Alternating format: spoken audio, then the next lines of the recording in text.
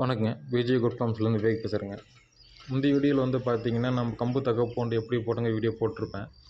இது வந்து பார்த்தீங்கன்னா, இப்போ போட்டு நல்லா முளைச்சி வந்துருச்சுங்க. இது போட்டு இப்போ கரெக்டாக ஒரு 35 நாள் ஆகுதுங்க இது போட்டு.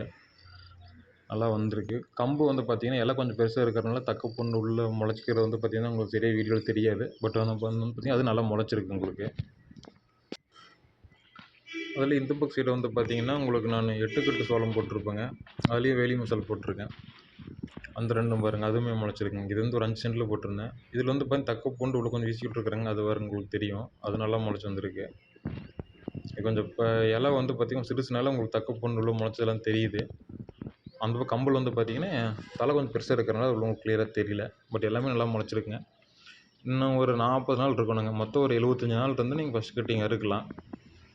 இன்னும் ஒரு 35 நாள் ஆயிருக்குங்க. இன்னும் ஒரு 40 நாள் இருந்துச்சுன்னா எப்படியும் உங்களுக்கு முழங்கால் உயரம் வந்துடும்.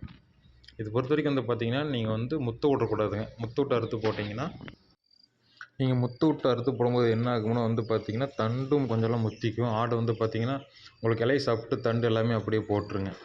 கொஞ்சம் கழிக்க பார்க்கும். இதே நீங்கள் கரெக்டாக முழங்கால் உயரம் இருக்கும்போது இளந்தட்டாக நீங்கள் அறுத்து போடும்போது வந்து பார்த்தீங்கன்னா, எல்லாமே உங்களுக்கு நீட்டாக சாப்பிட்ருங்க.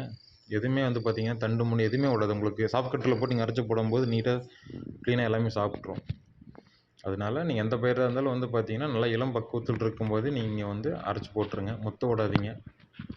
அப்படி உங்களுக்கு அறுக்க முடியல அப்படின்னாலும் முத்த ஸ்டேஜ்னால அறுத்து நீங்கள் மாட்டுக்கு போட்டுருங்க.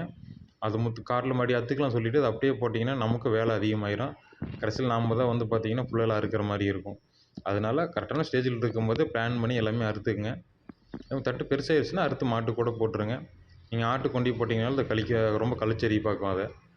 அதனால் ஆட்டை பொறுத்த வரைக்கும் வந்து பார்த்தீங்கன்னா எல்லாமே கொஞ்சம் இளந்தட்டாக இருக்கும்போது நீங்கள் போட்டிங்கன்னா தான் ஆடு, குட்டி எல்லாமே நல்லா சாப்பிடுங்க. தேங்க்யூங்க. நெக்ஸ்ட் வீடியோவில் பார்க்கலாம். ஃபாலோ பண்ணி ஷேர் பண்ணிக்கங்க.